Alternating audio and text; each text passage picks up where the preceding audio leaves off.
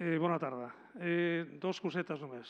Primero saludar a la gente que nos verá y nos ve y cada día más por streaming. Las circunstancias de la pandemia han hecho que los últimos actos pues contemos con mucho seguimiento en nuestra web y en YouTube, y estamos francamente satisfechos que esta circunstancia pues, nos ha dado también acceso a más gente en estos momentos. Y también recordar que mañana, y ese acto no será presencial, hemos organizado el debate sobre la formación de gobierno en Cataluña. Esto estaba ya agendado y, por lo tanto, claro, independientemente de cómo fueran, ya estaba. Mañana está por aquí Josep Capella, que será el que moderará, y hay periodistas y politólogos, y podéis entrar por nuestra web y seguir el debate. Y bueno, y ahora vamos a empezar. Yo estoy aquí para saludar sobre todo a Blanca Rosa Roca, que es la editora, Ana Pardo, es o teu segundo libro. Pardo de Vera Posada. Sí, porque tenemos la maleta de Zapatero. La misma. Que no sé si estaba tan vacía como la de Sánchez, pero por lo que he visto esta mañana en el Congreso. Hai unha coñecida xornalista galega, benvida. A ver, Calatrava, ya te veía por aquí, pero últimamente te veo en casa más todavía, porque con tanta información de la vía y corte, ya eres uno más del comedor. Eta Eider Hurtado, adizkidea, Euskal Telebistako kazetaria, oso ezagutua, bai Euskal Herrian eta bai Euskal Herritik kanpo, besteak beste zure programak eta monarkia buruzkoak Katalunian eman baitira, ¿bai? Los programas de Eider, antes de 360 grados, ahora aquí y ahora, algunos fueron sobre la monarquía y tuvimos ocasión de verlos también en Cataluña, no solamente en Euskadi. Por lo tanto, os dejo con todos ellos, porque el tema la verdad es que apetece. A ver que si no solo que se desvele tanto silencio y tanta impunidad sobre la monarquía y sobre el monarca, el rey emérito, para algunos el rey emirato, sino también para ver si de esta acabamos también con el republicanismo monárquico. A ver si cae esa breva. Gracias. Gracias, Gorka. Gracias.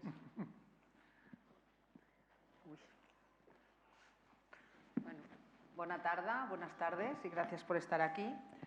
Que estemos hoy aquí fue porque en una llamada los cuatro dijimos que tenía que ser el 14 de abril la presentación de este libro, que tenía que ser miércoles también para que algunos de vosotros que estáis trabajando aquí cerca pudierais venir también.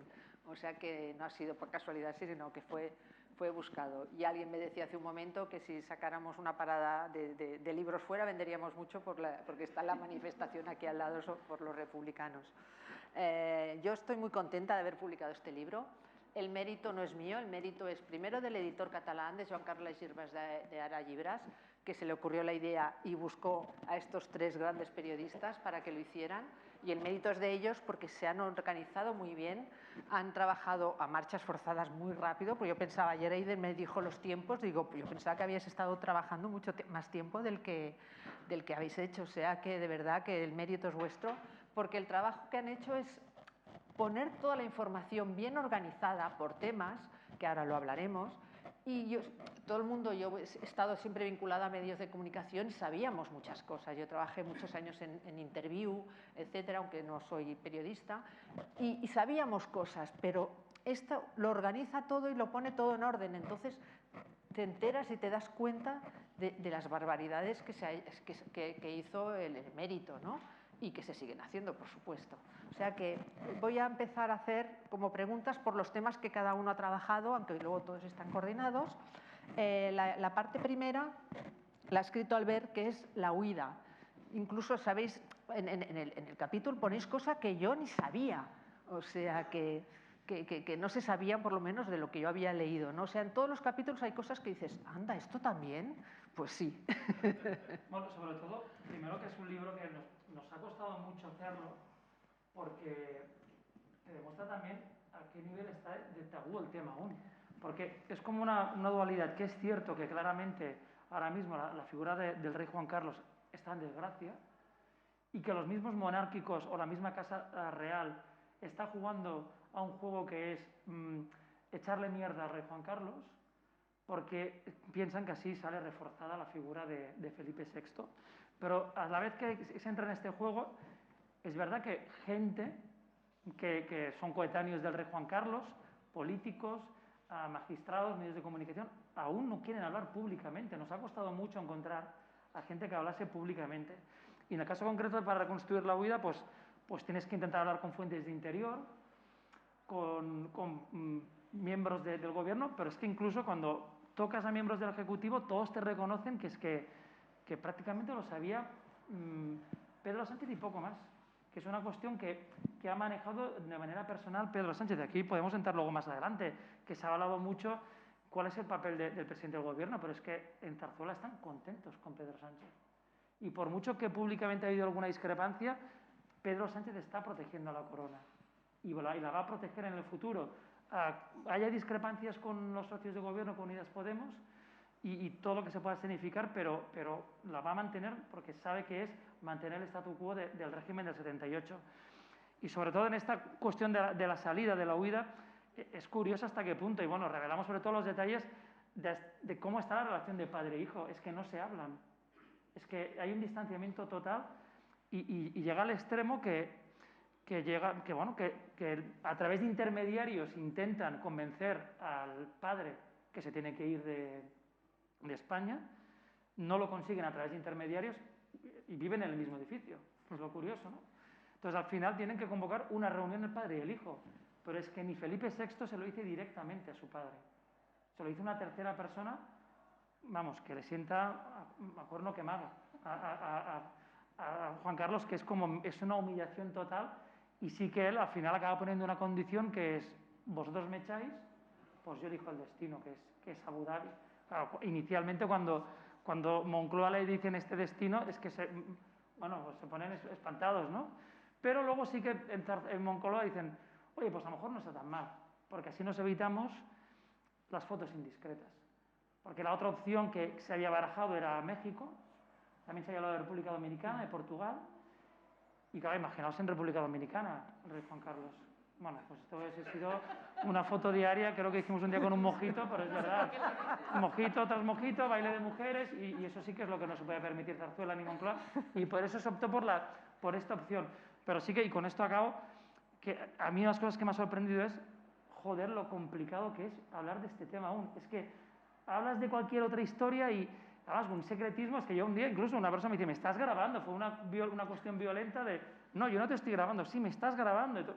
Como un temor absoluto, y al final las fuentes pues son eso, pues intentamos medio camuflarlas, pero luego con el tiempo nos hemos dado cuenta del valor que tiene la aportación que nos han hecho.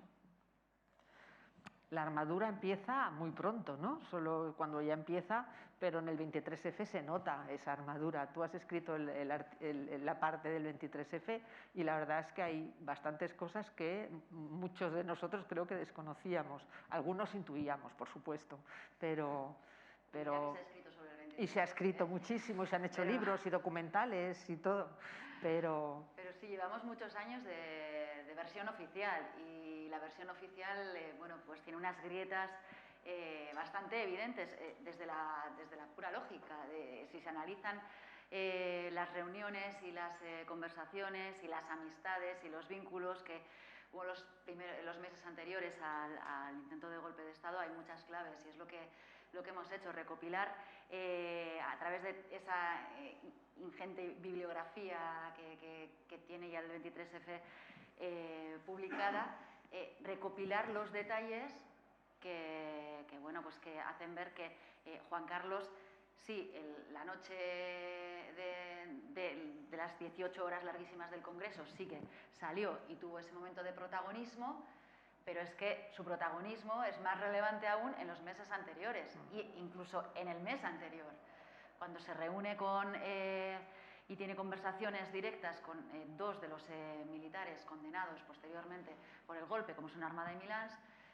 Hay que esclarecer también de qué se habló, hasta dónde se habló y qué papel tuvo realmente el rey. ¿Por qué? ¿Por qué? Lo interesante es no las consecuencias, porque realmente se abortó y no fue a mayores, sino entender que a raíz de ese episodio se construye una versión oficial que ha valido para dar un cheque en blanco a Juan Carlos de Borbón, a Juan Carlos I. A partir de ahí se explican muchas cosas y en los meses previos también se crean las complicidades que vienen de la transición, esto es bien conocido, que tienen después una importancia total en lo que ocurre.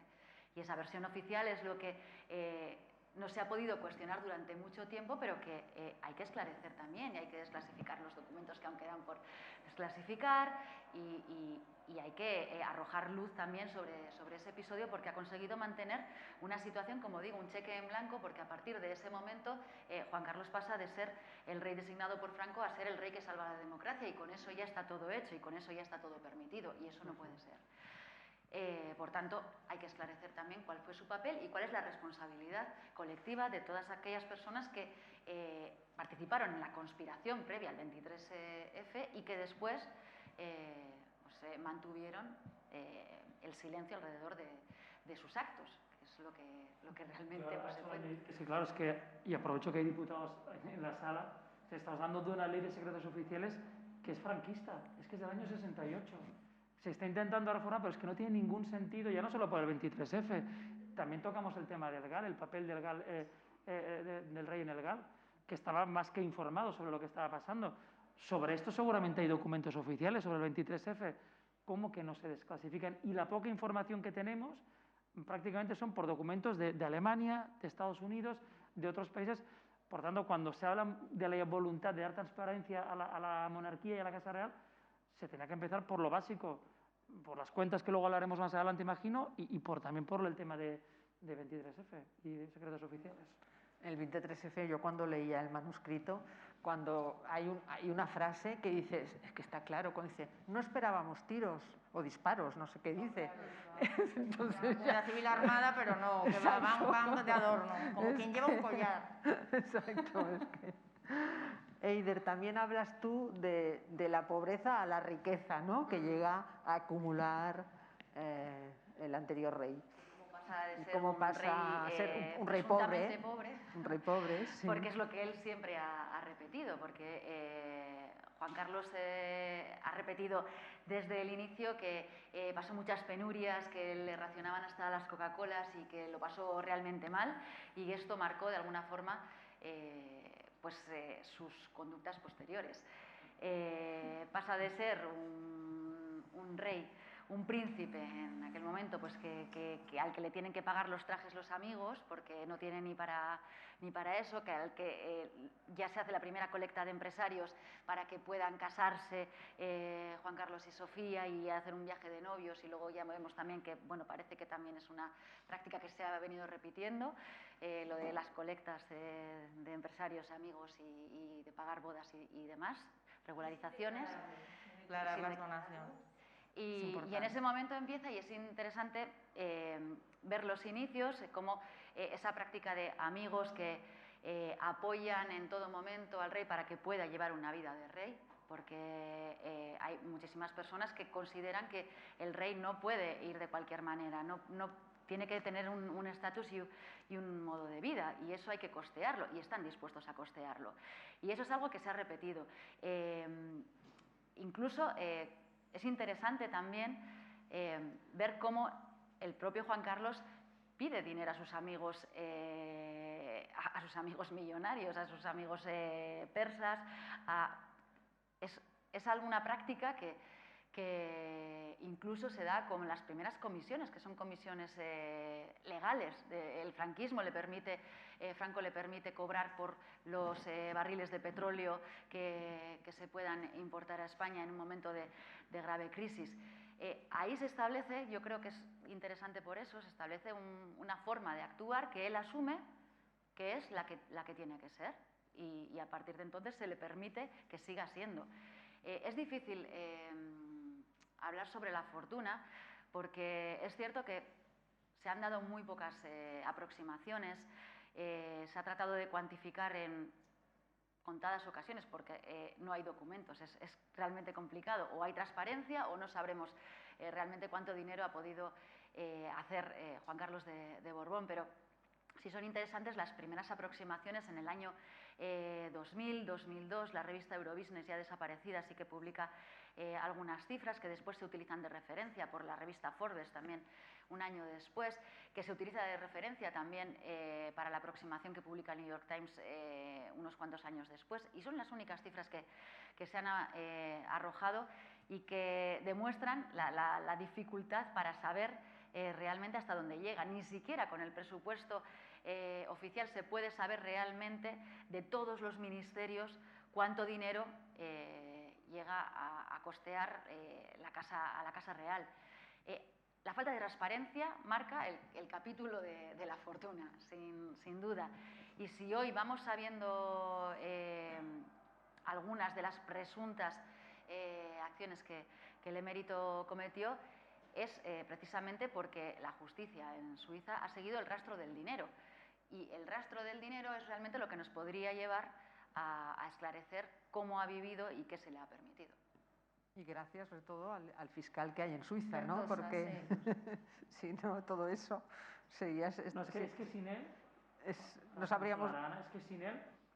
La justicia española ha ido siempre a remolque de la justicia suiza, porque hubo un primer intento, fue en 2018, que es cuando aparecieron las primeras cintas de Corina, o sea, se llamó caso Carol, y llegó a la Audiencia Nacional, y es que el juez de Gea es que se lo ventiló en unas horas, con un informe de la Fiscalía que se lo presentaron por la mañana, y él no esperó no hizo ni el papel de decir, bueno, pues voy a hacer que me lo miro, y lo mañana, pasado, y digo, no, dijo archivado. Pero es que nosotros las que hemos hablado con gente de la Audiencia Nacional, es que el juez de Gea, que ahora está en la Audiencia Provincial, es un señor que claramente hablas con él y él pues defiende cosas como que un policía nunca tiene que estar imputado. La policía tiene que estar blindada. Tenemos que hacer un pacto de Estado de los jueces para proteger al rey. La corona no. Pero si ya lo han hecho. No, pero es que lo hace abiertamente. O, por ejemplo, mostraba una inversión total por Puigdemont y no la escondía. En conversaciones de café, de pasillos, de la Audiencia Nacional. O sea que cuando cayó en sus manos esta causa, todo el mundo sabía que se archivaría. Pero claro, lo que te deja en evidencia es que no has hecho ni una diligencia y a las pocas semanas hay un juez o un fiscal en Suiza que te deja con el culo al aire y demuestra que hay materia. Y es cuando, arrastrada la Fiscalía del Tribunal Supremo, decide, pues entonces sí que se puede abrir una investigación. Pero con el convencimiento total que si Suiza no hace nada, España no hace nada. Y otra cuestión más, España también abre una investigación aquí, la Fiscalía, porque así sabe qué tiene la Fiscalía Suiza. A través de comisiones rogatorias, tú puedes saber qué tiene el otro, aunque el otro no es tonto y no te da toda la información. Y a veces tienes que volver a insistir, dame papel, dame... Y por eso también España dice, voy a ver una investigación porque así sé hasta qué punto está avanzado lo de Suiza. Y no es una cosa altruista lo que hace la Fiscalía Española. Aparte que, y eso nos lo han dicho también en el Tribunal Supremo, están convencidos que esto no va a ningún lado. Que las 3 investigaciones van a quedar archivadas. Y en Zarzuela también están convencidos de ello. Y lo mejor que le puede pasar al rey Juan Carlos es que la investigación esté en el Tribunal Supremo. Porque si no llega a estar aforado y esto lo coge algún juez de algún juzgado extraño, no extraño, pues ordinario, pues a lo mejor ya está citado a declarar. O sea, Un Pepe Castro. Claro, un Pepe Castro. Y aún así las que pasó, las de Caín. Si la infanta Cristina hubiese estado aforada, no habría casonos. Claro. Esto fue porque se empecinó un juez de Palma que vio que aquí había mucha mierda y lo metió al cuerro y lo ya sacó. Se jubilaba, con lo que sabía que sí, no le iban a castigar que más. Al principio pensaron que, bueno, pues este señor ya está, no se va a querer meter y si no hubiese habido casonos. Y además, el juez Casonos lo explica en el libro, yo quise meter mano también al rey, Juan Carlos. Sí. Había elementos objetivos para investigarlo. Por ejemplo, una cosa del libro fue la venta del palacete de Pedralbes, la compra por parte de la infanta Cristina. El rey él lo vende como un préstamo cuando claramente es una donación. de 1,2 millones de euros. Eso hay que pagar al Y eso hay que fisco. pagarlo, hay hombre, que y tributarlo. tanto, Pero el y juez tanto. Castro cuando lo vio dijo, es que es de libro que es un delito fiscal, pero es que no puede hacer nada, este señor es inviolable. Y estamos hablando de una nimiedad, un delito fiscal comparado con lo que lo conocemos. Pero bueno, la justicia que ha sido un papel clave también. Una parte de la armadura es eso, La los judicial, tribunales. sin duda, sí. Y luego, ¿cómo iba de amigos, amantes, pedigüeños? Ana, esa era tu parte. Ese capítulo es infinito, pero nosotros hemos querido hacer una diferenciación con respecto a otros libros que se han publicado y que hablaban generalmente de esos amigos más antiguos de la primera etapa, el argelino, Chocotúa, Javier de la Rosa. Hemos querido poner el énfasis no solo en los amigos interesados por el poder y la influencia del rey para pescar, como Mario Conde o Prado y Colón de Carvajal, que era el que iba por los maletines de dinero, y curiosamente la mayoría de ellos se acabaron en la cárcel, y los que no acabaron pues fue por los pelos, porque tenían causas judiciales, ¿no? Y se fueron, como Chocotúa, que murió en Marruecos. Este príncipe es muy importante, sobre todo para introducirlo en la sociedad mallorquina y todo lo demás. Pero nos hemos querido centrar sobre todo en los amigos de los gobiernos, en los amigos políticos, en los que le ayudaron a abdicar, a ser aforado, a tapar los escándalos, a sus cómplices, con toda la palabra, porque claro, hay que tener una cosa en cuenta que nosotros insistimos y creo que probamos con documentación muy profusa a lo largo del libro.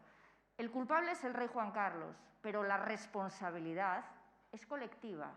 Ha habido una responsabilidad colectiva que muchas de las fuentes que fueron parte de esa responsabilidad nos lo han asumido claramente.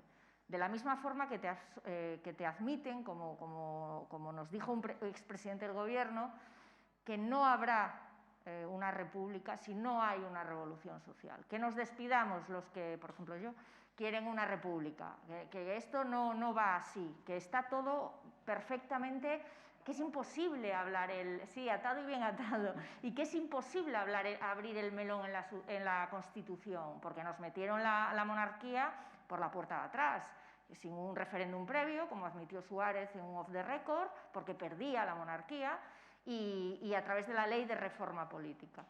Entonces, bueno, esos amigos, fundamentalmente, de los que damos cuenta exhaustiva, con la mayoría hemos hablado, y eso yo quiero agradecer al casi centenar de fuentes con el que hemos hablado y que nos volvieron loca, porque además no olvidemos que estábamos en tiempo de pandemia y eso nos limitaba muchísimo. Primero, porque para hablar de este tema la gente no quería hablar vía online, había que reunirse. Y segundo, no te podías reunir, los sitios estaban cerrados y por otro lado había miedo al contagio, porque estamos hablando de gente de la generación del 78, que vivió, que mandó, que influyó durante esa época. Entonces fue complicado, pero al final yo era la optimista del grupo, siempre lo decimos, yo venga que podemos, que entre todos, todas las fuentes que tenemos y para que no se me vinieran abajo. Y finalmente, ¿qué tenemos? A un Felipe González entregado a la causa. Os acordaréis, todos lo recordamos, que durante la transición el Partido Socialista no aceptó una enmienda en el debate parlamentario sobre la Constitución, a regañadientes, ¿no? Se abstuvo con el tema de la monarquía parlamentaria. Santiago Carrillo, primer juancarlista de PRO.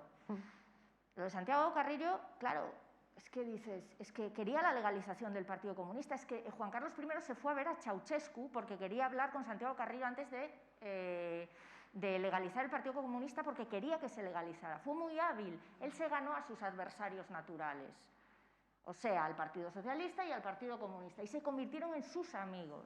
El Partido Comunista se vendió y en el Congreso del PCE, ya legalizado, Santiago Carrillo hizo una defensa acérrima de Juan Carlos I y, en mi opinión, mató al Partido Comunista en ese momento, porque era inexplicable. O sea, lo del Partido Comunista y la monarquía era una cosa como de ciencia, agua y aceite, ciencia ficción. y más con lo que habíamos pasado. No se trataba solo de que fuera un monarca, se trataba de que era un monarca designado por Franco para continuar, en cierta manera, la protección del franquismo, que fue el pacto transicional, donde había unos fuertes y unos débiles como Carrillo, que son los que tuvieron que ceder para poder acceder, valga la redundancia, a esa democracia. Santiago Carrillo, primer Juan Carlista, lo llamamos en el libro, y damos además detalles de cómo el ejército no lo quería, las malas caras que le ponían, porque para él Carrillo no era un adversario político, era un enemigo para el ejército, o sea, no era impensable.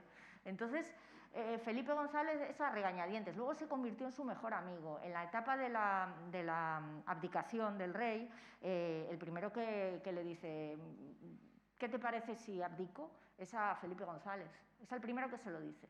Y Felipe González le asesora. ¿Cómo lo hace? A través de su brazo ejecutor, que era Alfredo Pérez Rubalcaba.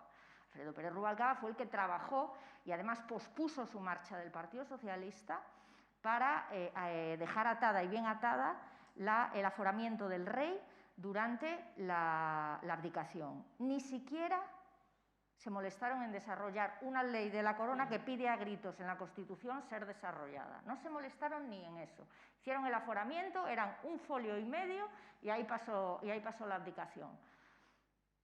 Alfredo Pérez Rubalcaba fue el que más trabajó, como sería que en el Congreso del Partido Socialista, el último de él, había una importante base republicana socialista, porque las bases del Partido Socialista siempre han ido por delante de sus dirigentes, ¿no? De sus dirigentes asentados en ese régimen del 78. Y eso es verdad, fueron los mismos que apoyaron a Pedro Sánchez contra la que fue candidata oficial cuando lo echaron de Ferraz y aquellos. Esas bases fueron las que apoyaron a Pedro Sánchez, que además dijo que ni aforamientos para el rey ni para nadie, seguimos esperando. Y sin duda Rubalcaba, y luego está el componente clave, que lo sigue siendo, que es Félisant Roldán, jefe de los servicios de inteligencia, amigo personal del rey desde que fue Gemaz, jefe del Estado Mayor de la Defensa, y que gracias al rey continuó siendo jefe de los servicios de inteligencia del CNI, más allá del color del gobierno. Pasó de Chacón al gobierno de Mariano Rajoy porque el rey personalmente pidió que se le mantuviera. El rey hizo política, que es algo que le prohíbe la Constitución. Hizo política tanto o más que los presidentes del gobierno.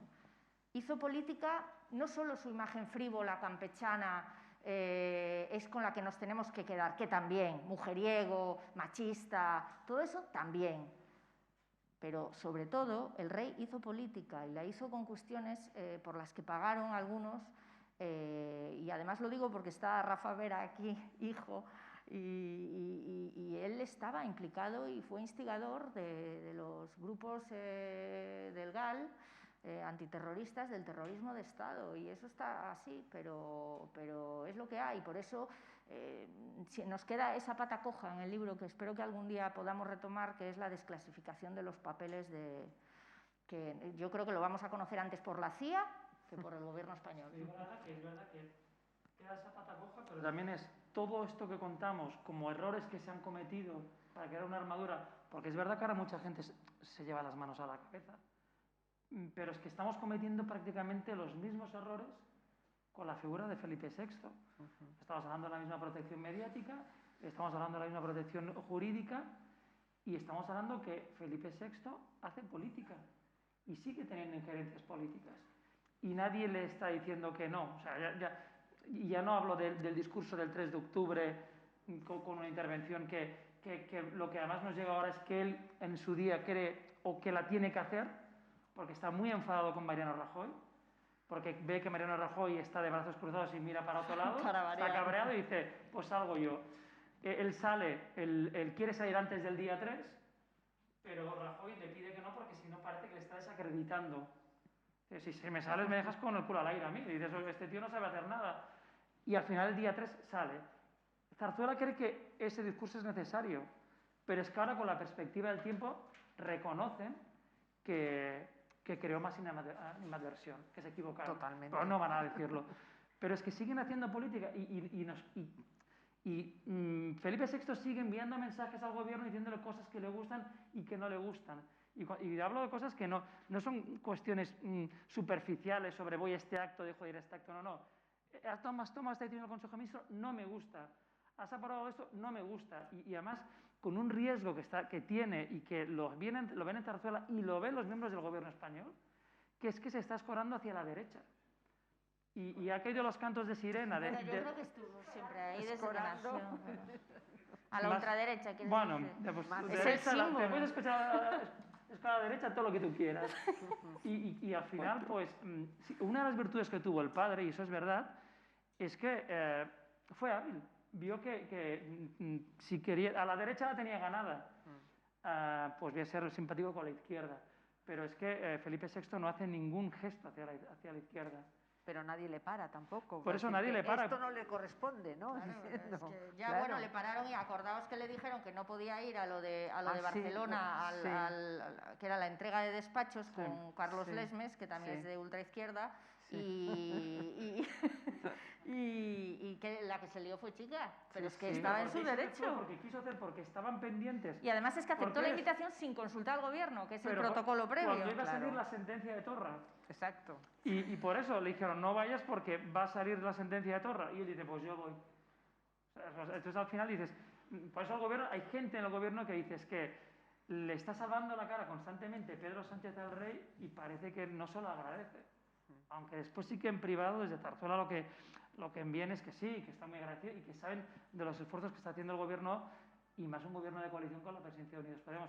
Pero bueno, pues el resumen, que al final todo esto que estamos escribiendo sobre Juan Carlos, yo mucho me temo que veo mismos errores y a lo mejor de aquí 20 años, ojalá nos veamos otra vez todos y digamos, ¿te acuerdas? Y pues vamos a hacer otro libro sobre la armadura de Felipe VI, pero es que veo que vamos camino de ello. Claro, lo interesante de este libro sería que sirviera realmente para algo, ¿no? Que toda esta recopilación de esa suma de acciones y de errores no se vuelva a repetir.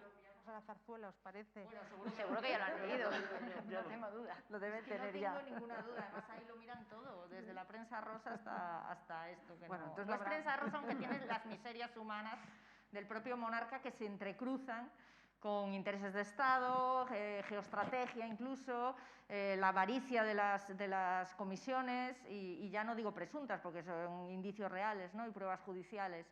Y es, yo creo que en parte el reflejo de lo que era el personaje viene dado también por pues esas miserias que él tenía y por las que al final daba la sensación de que lo que menos le importaba era el país y lo que más era su dinero, casarse con Corina y hacer su vida al margen oye, yo españoles a vosotros, porque también se traslada esa imagen, yo españoles a vosotros ya os lo di todo, el 23F, pues ahora vosotros a mí me debéis que viva al margen de la democracia, que al final es lo que se hizo, porque la armadura no es más que el hecho de blindar al rey de la propia democracia. La democracia no afecta al rey, nos afecta a todos los demás, tenemos unos derechos y tenemos unas obligaciones, pero al rey no le afecta, él va por libre.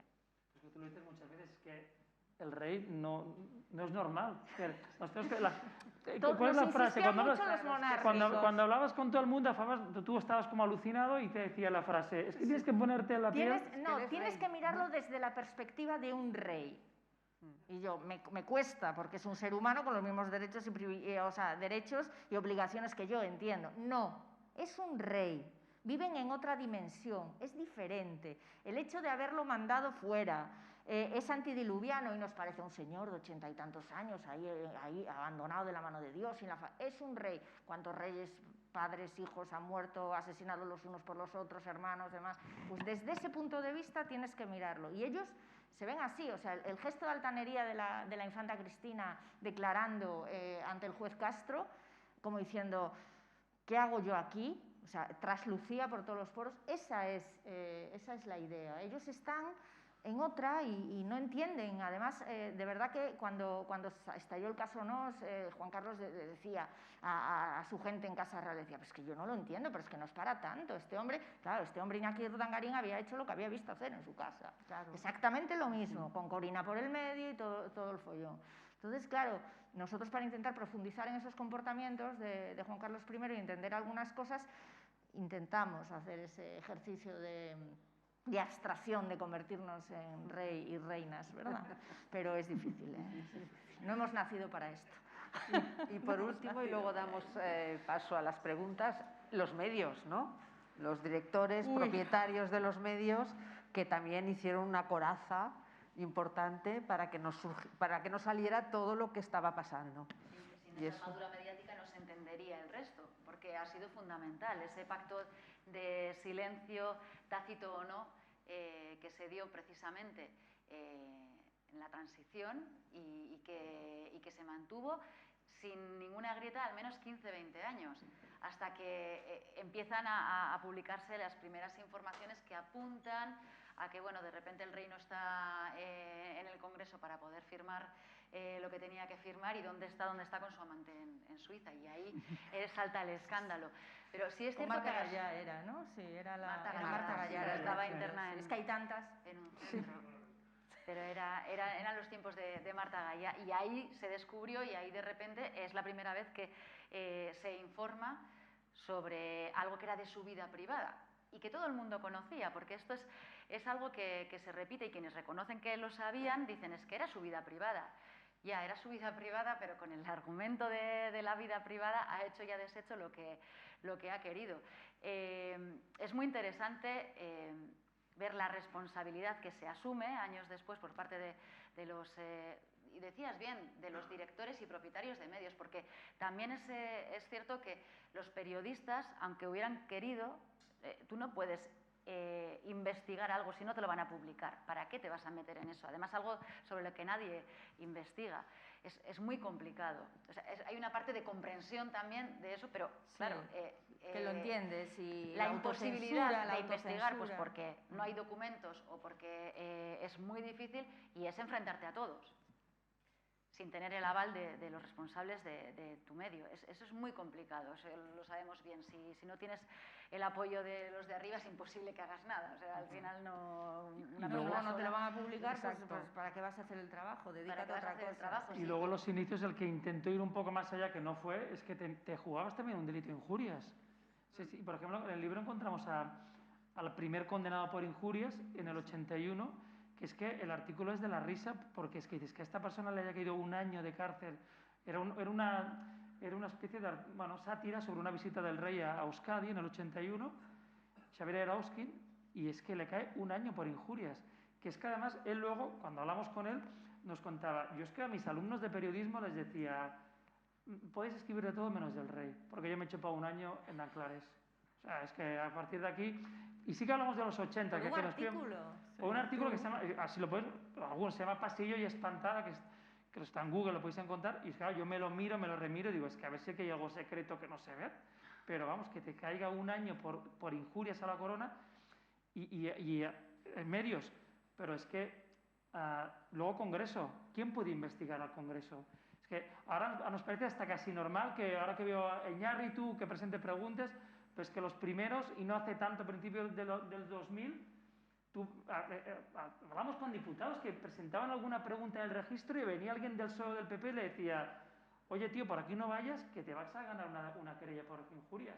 Compañeros de Congreso. Y tú, ¿cómo? Pues si estoy preguntando por este viaje del rey Juan Carlos, yo te digo que no vayas por este camino. Bueno, pero es que estamos hablando todavía hoy, a nosotros también nos ha pasado, cuando llamas para decir, oye, estoy haciendo una investigación sobre la monarquía, sobre el rey, la primera reacción es, pero ¿sabes dónde te estás metiendo? Pero, a ver, a estas alturas todavía tenemos que andar así, pues a estas alturas todavía andamos así, esas reacciones Bueno, es que el todavía se delito de dan. injurias a la corona y te a las advierten de que instituciones sigue mejor no existiendo. sigas. Sigue manteniéndose pese a que varias veces ya Europa está advirtiendo que ese delito se tiene que modificar. Hombre, es que, a ver... Y con advertencias de organismos internacionales que es ya un delito totalmente trasnochado, y la respuesta siempre del gobierno es sí, lo vamos a hacer, estamos en ello, pero ahí se mantiene el delito. Y al final yo entiendo que para ciertas personas ver que está entrando gente en la cárcel también te corta.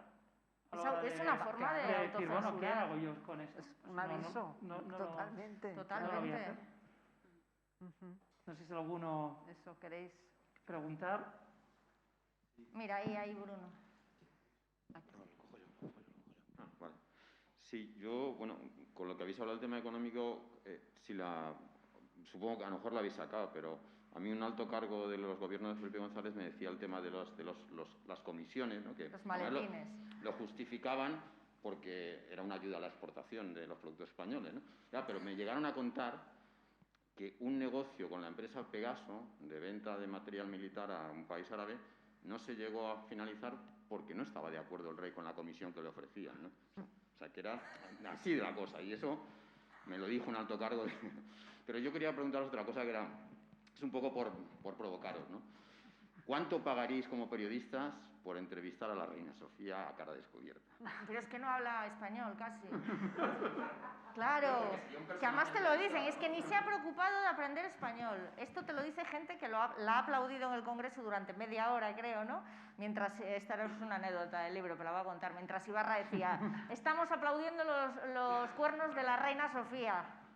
O sea, así, hasta ese punto llegaba el cinismo de nuestros responsables públicos. Yo realmente no pagaría nada porque tampoco sé cuánto me aportaría la reina Sofía, ¿eh? Preferiría entrevistar al rey Juan Carlos, no sé si ahora llego un poco tarde, y por supuesto al rey Felipe, pero no con esas entrevistas que se hacen donde todo está tasado hasta la mínima, no, una entrevista libre, es así. Pues a lo mejor incluso pagaría algo, porque es que, claro, imagínate, si te dan esa posibilidad para un periodista es poder preguntarle lo que quieras, cómo se defendería él de todo esto que contamos en el libro, de las fundaciones en las que aparece como beneficiario, que registró ante notario un año antes por si caía, por si colaba. Bueno, si la prensa lo desvela, porque Corina ya amenazaba con filtrar información, pues digo que renuncio a la herencia. Y si no, nadie, y si no, ¿qué pasa? ¿Lo hubiera dejado pasar y se habría quedado con el dinerito? Claro. Pues eso todo se lo habría preguntado y claro, es muy tentador. Es muy tentador. Igualmente sobre lo que comentas de las comisiones, si nosotros no ponemos en duda que él haga un papel de gestión, pero es que ya tiene un sueldo asignado, que son 300.000 euros.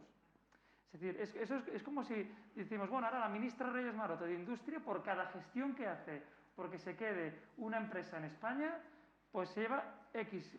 Sería un escándalo. Diríamos, pero ¿cómo no? La ministra y el secretario de Estado ya cobran por ello. Es que ese este no papel es su trabajo. lo tiene y si no está de acuerdo con los 300.000 euros que se lleva anualmente, ahora son 294.000, sí.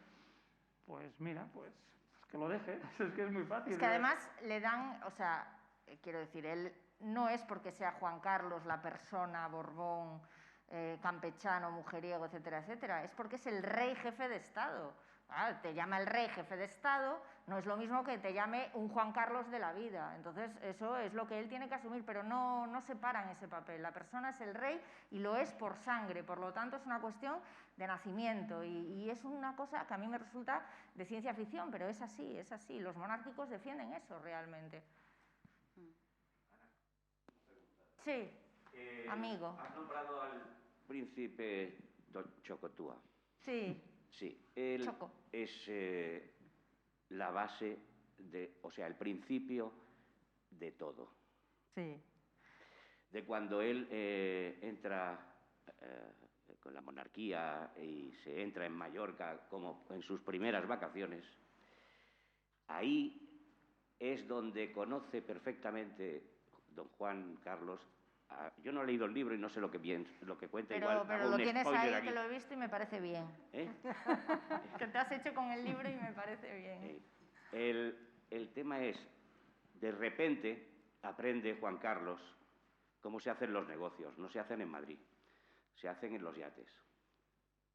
Por ejemplo, el de Gianni, el dueño de la Fiat. Sí. En su propio yate en el Puerto Portals. Con el príncipe Chocotúa es el conseguidor de Juan Carlos, es el peón necesario, el cómplice que necesita para... Él no tiene que ir a la compra, Juan Carlos, es el Chocotúa el que va a ir a la compra.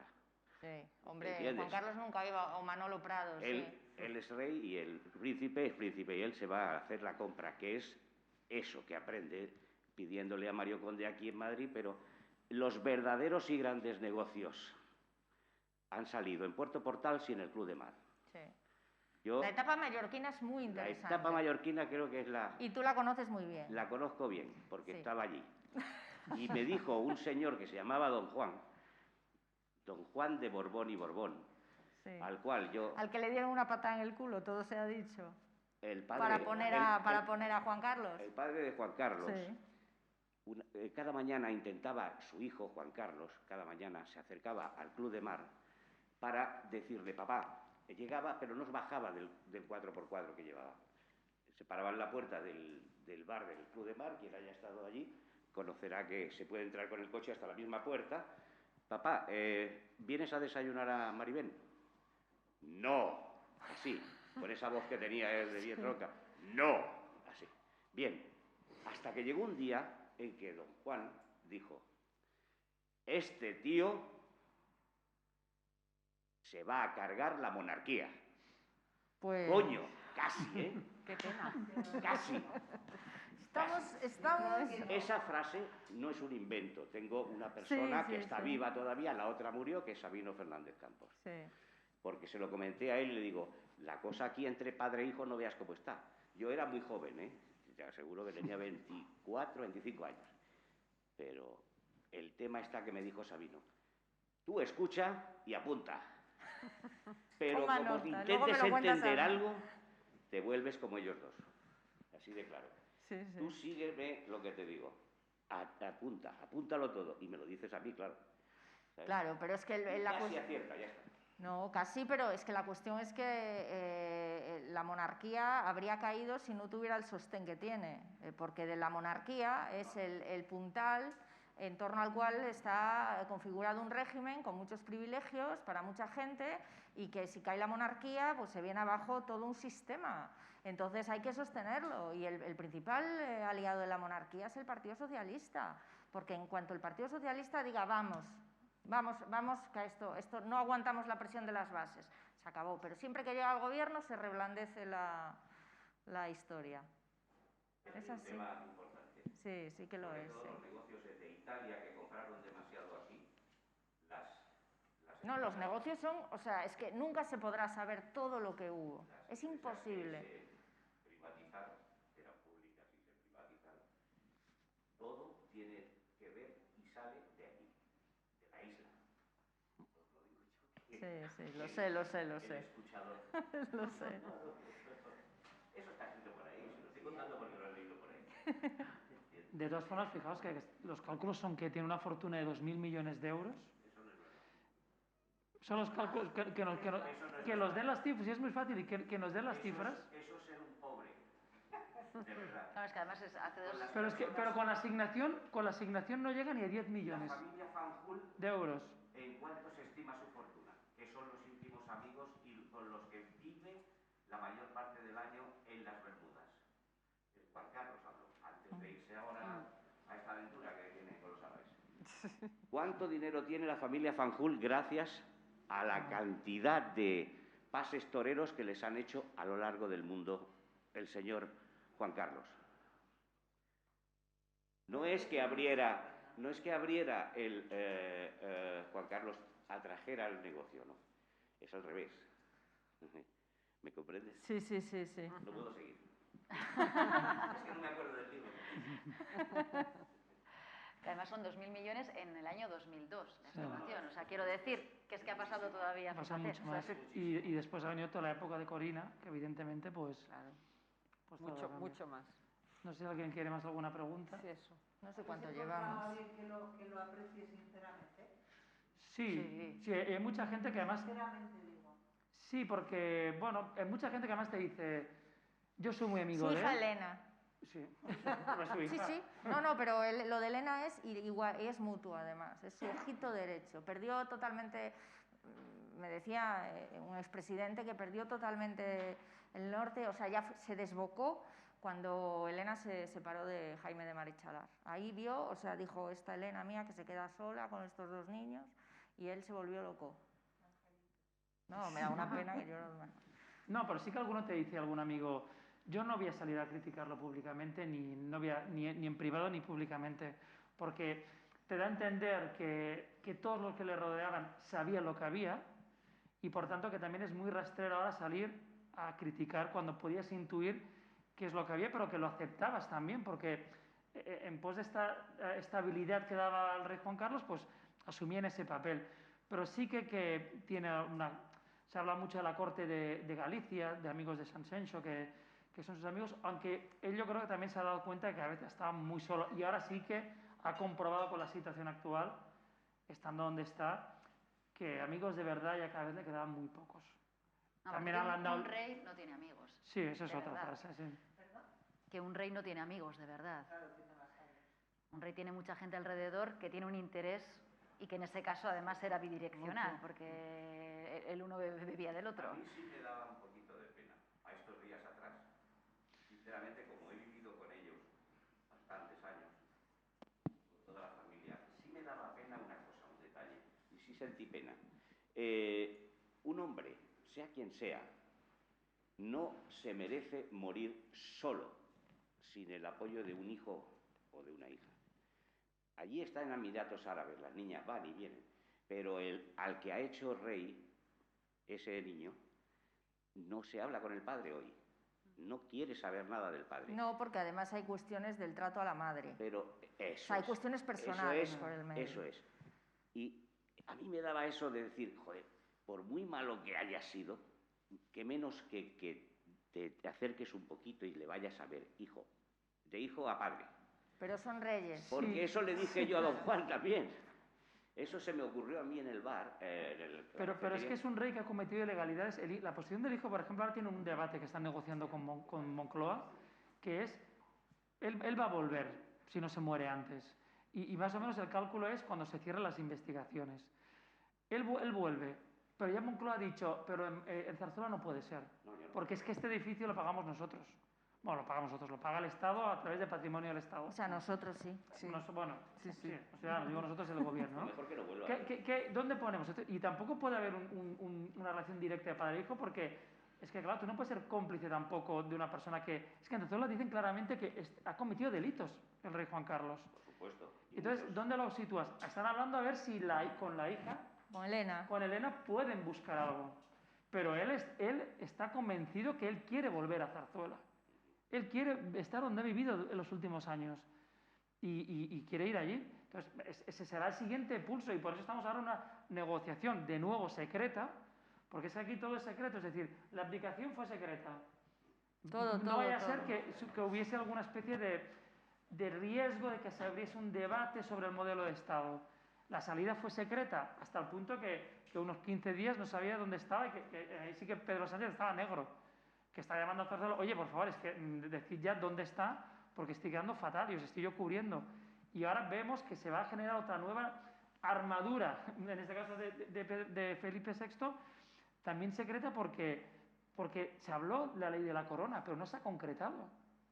Ahora lo que nos llega es que a lo mejor no es una ley de la corona porque el gobierno está diciendo, no me interesa que esto se debate en el Congreso, porque si van a salir los partidos independentistas, Podemos, aquí a menearlo todo, entonces, pues que sea algo como de más transparencia, que ya veremos, que es pues un brindis al sol, como lo que pasó en 2012, que se dijo que la Casa Real se sometía a la transparencia, a la ley de transparencia, y no es cierto, porque tú pides cualquier cosa y no te la dan, pides cualquier... todos son cálculos, hablamos de la fortuna, es que 8,4 millones es el presupuesto. Pero es que no es verdad, es que algunos hablan de 50, 60, porque defensa, interior, presidencia, todos los ministerios dan dinero. Y es muy fácil, nosotros lo decimos, pero pues que se presente una ley en el que el jefe del Estado está obligado a presentar patrimonio de bienes, como hacen los diputados, como hace un alcalde, como hace un senador. Entonces vamos a ver cuál es la transparencia real.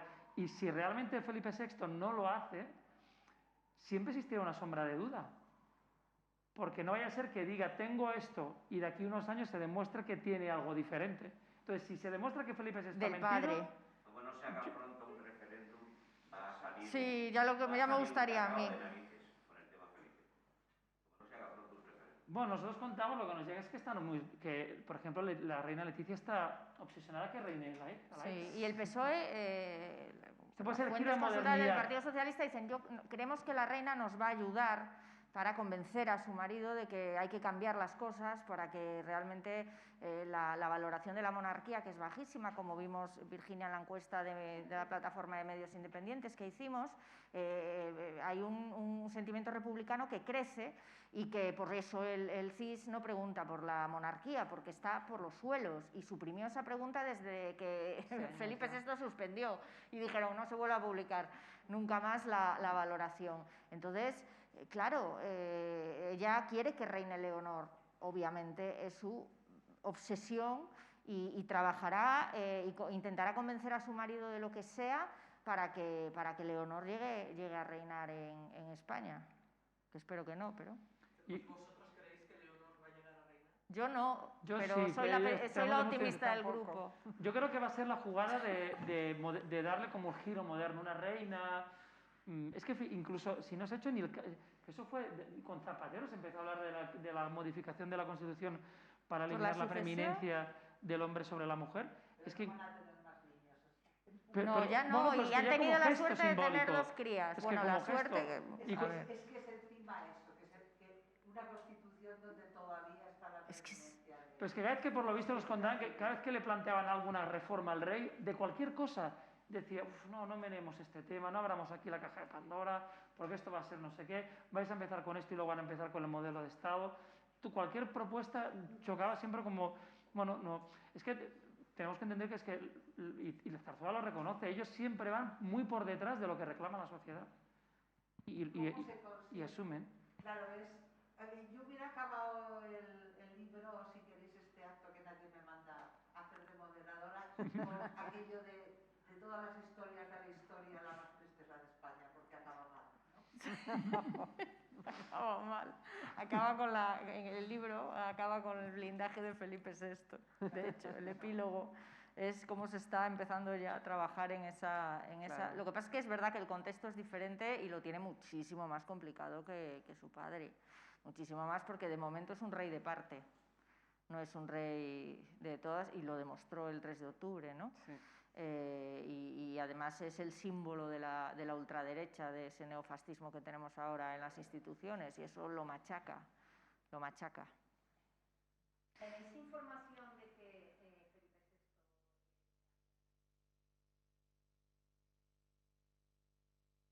Pruebas hay 3. O sea, hechos consumados hay 3. Que apareciese como segundo beneficiario en la Fundación Zagazza era, ¿no?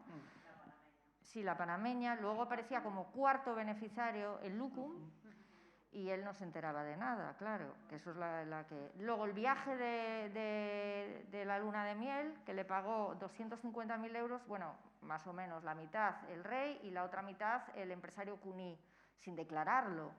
Y él sabía que eso era ilegal, tú no puedes recibir una donación sin declararla. ¿Y lo otro qué era? No, lo otro era lo del discurso del 3 de octubre. Sí, no tenemos. Esos hechos contundentes, pero a mí el hecho de que no quieran hacer una ley de transparencia, de que en público se nos haya negado hasta 8 veces el acceder al patrimonio de la Casa del Rey, significa que algo hay que ocultar. Y ese algo yo me temo que sea parte de la fortuna del padre, que probablemente esté cubierta, porque como yo creo, esto solo es la punta del iceberg, pero aunque sean herencia, obras de arte, se habla de obras de arte, etcétera, etcétera, todo eso, porque ¿cómo va a vivir? O sea, una monarquía que se ha mantenido con tantísimo dinero, ¿cómo va a vivir ahora con un sueldo, o sea, con un salario de 8,4, aunque sean 50 porque son escoltas y demás? Quiero decir, ¿cómo se hace eso? ¿Cómo se hace eso? Lo tercero que quería señalar, y que me acabo de olvidar otra vez, era, sí, hombre, lo otro. Lo de las tarjetas Black, del financiero mexicano, del multimillonario, que luego apareció en otros negocios que intentó hacer el rey con Rusia. Nos quería meter a la oligarquía rusa en el negocio con la OPA a Lukoil, y se montó un pollo que a Zapatero lo llamaba hasta 6 veces al día para que apoyara, pero ni Rajoy ni Zapatero, y que Rajoy estaba en la oposición, ni la Unión Europea dieron el visto bueno. Claro, no podemos meter al mercado ruso energético en España, en Europa a través de España. Entonces se montó un carajal, si me permitís la expresión, porque Corina presionaba, el rey presionaba, e incluso el rey llegó a llamar a Vladimir Putin para que mandara un mensaje a Zapatero para que apoyase esa OPA de Lukoil a OHL. Al final no se salió con la suya, pero es que geoestratégicamente nos ponía en un brete tremendo. Y Rubalcaba y Félix San Roldán llegaron a ir a reunirse con los presidentes de las empresas del IBEX para advertirlos de que no aceptaran negocios que les propusiera el rey, mucho menos Corina, porque a veces ella trabajaba por libre, sin que el gobierno lo supiese, que estaba en juego la propia estabilidad del Estado. Le daba todo igual, exactamente igual. Y respecto a Felipe, la primera prueba que tendremos es cuando tenga que recibir la herencia, ver lo que comentábamos el otro día, ver hasta qué punto renuncia o no, o si realmente se queda con parte de ese dinero. ¿Qué ocurre con el dinero del padre? Es la prueba que tendremos en el momento en el que tenga que asumirlo. De hecho, yo creo que además se fue muy poco crítico con Felipe VI. Él en 2019 ya sabe, se entera a través del despacho de abogados de Corina, que él es beneficiario y su padre de la fundación y no hace nada. O sea, él además hace una jugada consultada con Moncloa, por cierto, que yo me voy a un notario y si esto sale más adelante yo diré que he renunciado y le quito la asignación. Y estuvo un año así. Y luego resulta que cuando ya está ya todo, el Telegraph lo saca, bueno, previa filtración también al país, él dice, no, pero ya yo hace un año que lo sabía. Hombre, pues sal y dilo. Dilo, oye, pues mira, me he enterado de esto y lo he comprobado, lo he confirmado y es cierto, porque en el momento que él se va al notario es porque sabe que es cierto lo que la es información. Que el primero y en decir que su padre es un delincuente es su hijo. Y es cuando sale un comunicado, casualmente, el día después del estado de alarma, casualmente, cuando Así todo el por lo mundo estaba bajini. impactado con que estamos confinados, y así lo tapamos un poco. Pero nadie le ha exigido a Felipe VI ningún tipo de explicación. Él se lo guardó y mientras tanto, que para mí es casi peor, el rey Juan Carlos siguió cobrando la asignación un año, pese a que su hijo ya sabía que su padre era un delincuente. Y estaba forrado. Y ante esa situación tampoco no ha habido mucho ruido.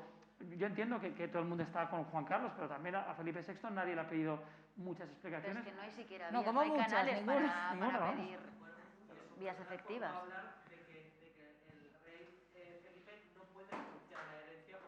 En vida. Hasta que se muera el que testifica. Fue una especie de gesto, es decir, voy a renunciar en vida. Quedó así y los medios, lo peor de todo, todos lo hicimos. Ha renunciado a la... Luego empiezas a sacar los detalles. Sí. De generalidad.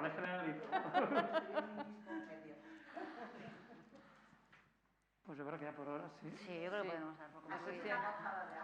Oye, muchísimas Gracias gracias por a venir a todos. todos. Y hoy es el... Gracias.